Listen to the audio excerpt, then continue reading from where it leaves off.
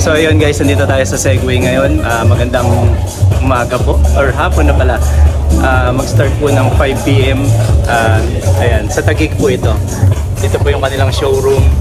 Ayan. Makita nyo po yung isang unit na nakaangat. Ayan, ito yung mga nila.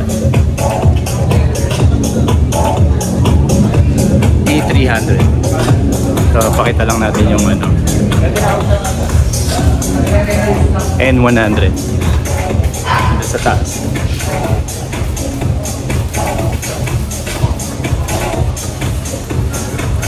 Ayan yung N100. Yung nag-promo no nakaraan. Ito yung E110L.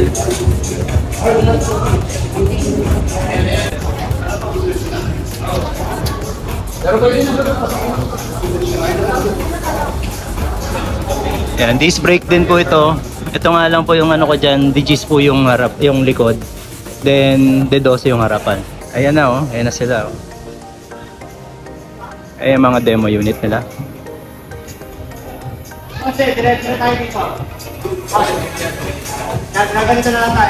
So, gagawa sila ng pang audio video presentation. So, silipin natin yung sa labas. Nandito pala mga display unit. Okay, nandun tayo sa loob. So, maybe sila yung top management, kaya yun. So, ito po yung Segway. Ayan. So, makikita nyo po siya sa tapat ng Jollibee. Ito po yung papuntang Makati. Then, ito po yung sa Makati Med. Makati Med, sorry. St. Luke's Global. Ayan. So, the curve, ayan po. 3rd Avenue, corner po ng 32nd Avenue. Ayan. So, ito po yung N100 na model, E110L. Ayan. Halos magkakapares lang sila ng itsura, yung specs na lang nagkakaiba. Kaya, hindi ka basta mababago sa ibang maninibago sa handling nila, kundi sa power na lang mangyayari nito. So ito yung top of the line, kaya lang medyo may kataasan siya. And ito naman yung N100 na tina-target natin So ito kasi plus magkano lang din, mare-register mo na siya sa LTO. So magagamit mo siya sa mga major roads Yan ang kagandahan po niyan. May na rin siya naka-stainless na rin yung kanyang handlebar, tawag dyan. So ayan, Digis. Ibig sabihin 10 po yung size ng tire niya.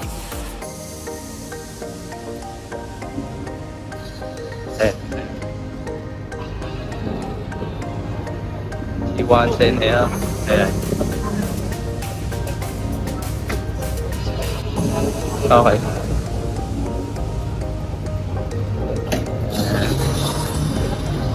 Ganda. Etong Digis, itong ganda. Kasi D12 din yung gulong niya. 12 na yung gulong. Yung 10 to 12, nakikita nyo. Mas maliit yung nasa likod, pero yung hub niya, malakas po yung powerful yan. Hub niya.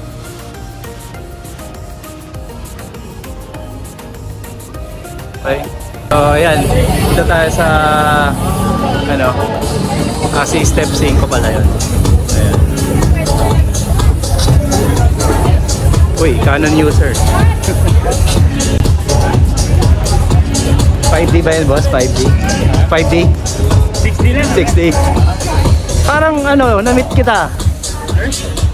Ikaw bumili ng lente ko. 1635. Oo nga. Basta. Ayun, siya yung bumili ng lente ko. Sa kami nagkita sa may Timog. Sige, buti ko nakuha dito. Ayun, shout out. Ayan. So ayun, si Miss Step 5 ang nandito. Ambassadress, So ayan. Busy pa sa kanyang photoshoot or video shoot. So ayan, galing So ayan, preparation nila. So for the riders, your names will be called So ayan guys, ang dami na pong tao. Opening po ng Segway dito sa Auto Hub Group. Ayan.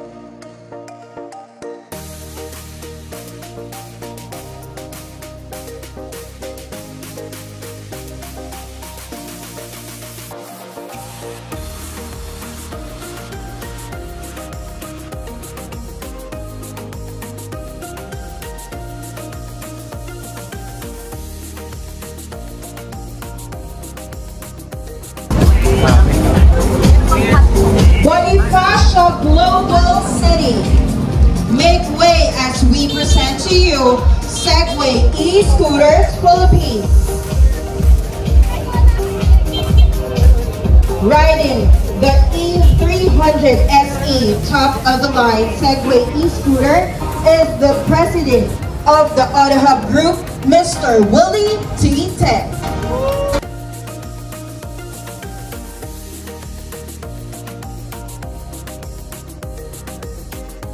On our E110L are our Segway e-Scooter Philippines ambassadors, Steph Cinco and Gino Rufino.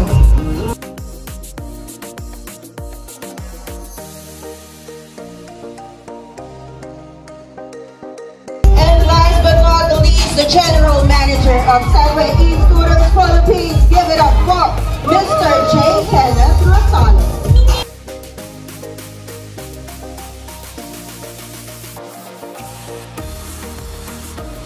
Today, right in the heart of Bonifacio Global City, for a groundbreaking moment.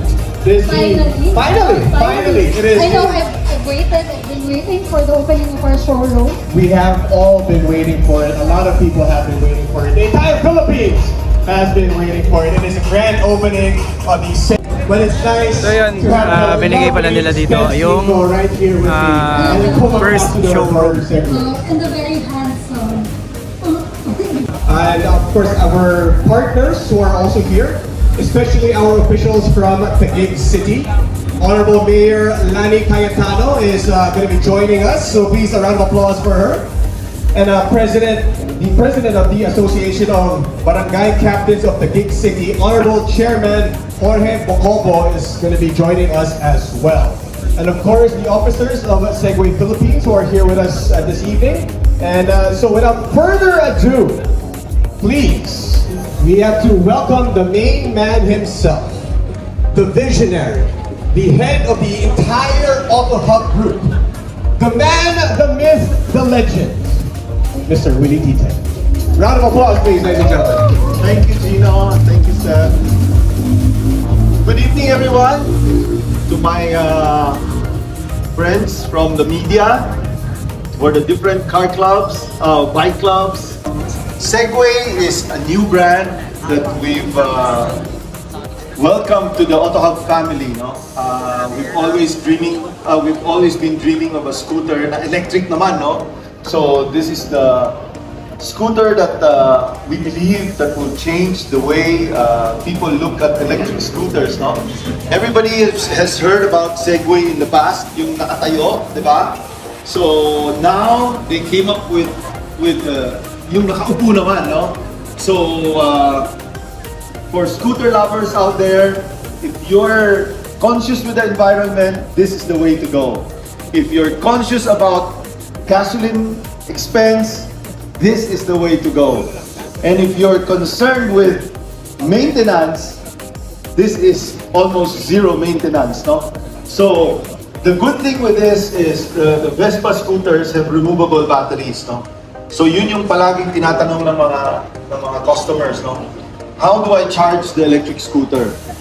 It's very simple. Just remove the battery and charge it in any electrical outlet.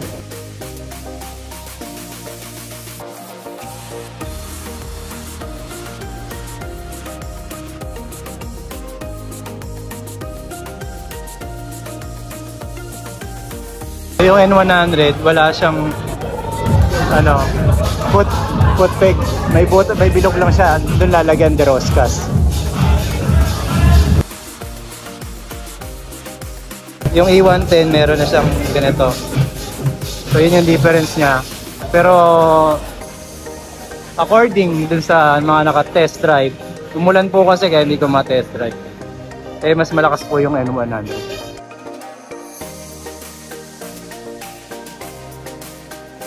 20,000 difference po yan. Almost, no? 17, mga ganon.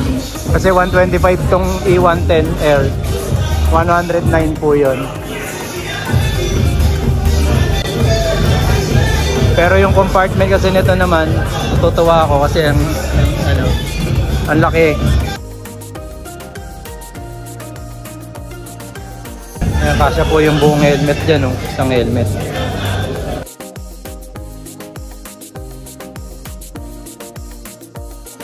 Yan naman po.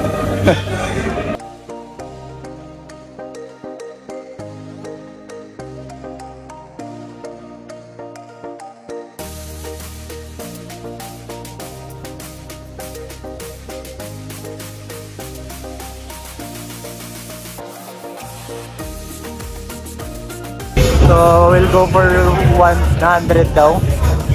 May tail ducktail din siya. Parang ganito.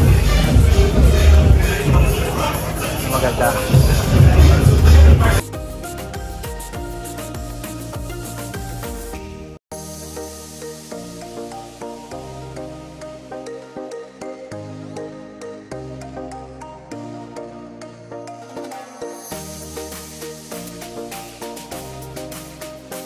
Yung finish niya, okay din, parehas din naman siya. Ito kasi 300, ito yung 10,000 watts eh. Masyado na siyang malaki, malakas. So wala tayong makikita ngayong N100. Puro E110L yung nakikita natin. Umulan po kasi, kaya hindi tayo.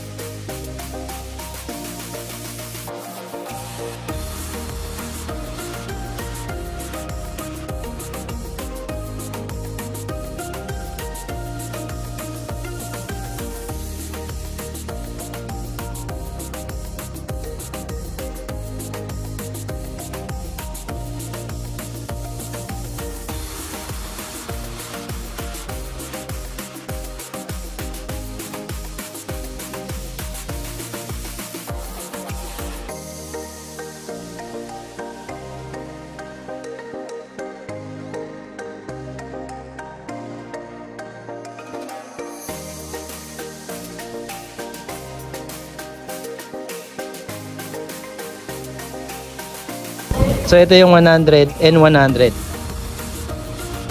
Malaki din yung compartment niya. Mas malalim lang. So lithium, ano na din siya, battery. 24 amperes din siya, 72 volts. So yung mga arangkada alas same din siya kasi 72 volts. Pero iba daw ang power talaga ng N100. So ito parang pabuelo. Pero parehas silang 70 ang takbo. Ito sir, ang top speed is 65, yun 75. So 65, 75. Almost.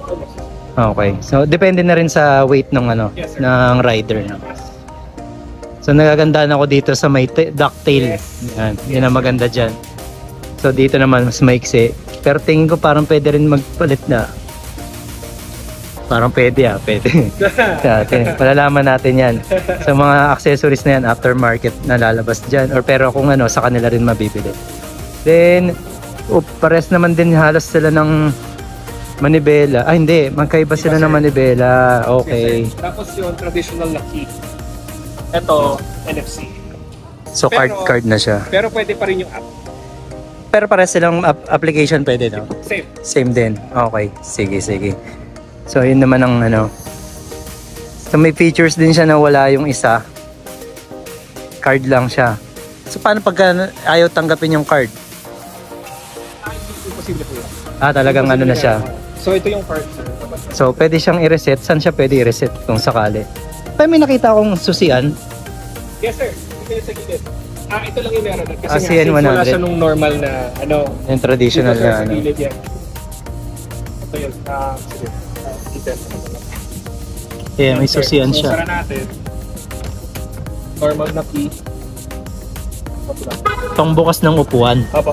Pagbukas na upuan. Okay. Yung pambukas pala ng upuan yun. Then, meron ba siyang breaker? Wala. Hindi ko po alam sir. I don't think meron siyang breaker. Okay. Ito po yung ano. Yung NFC. So hindi ko lang kung may bakit yan. So yun, the pack ko lang siya usually binuksan. Okay. Pero lang siya. Sige.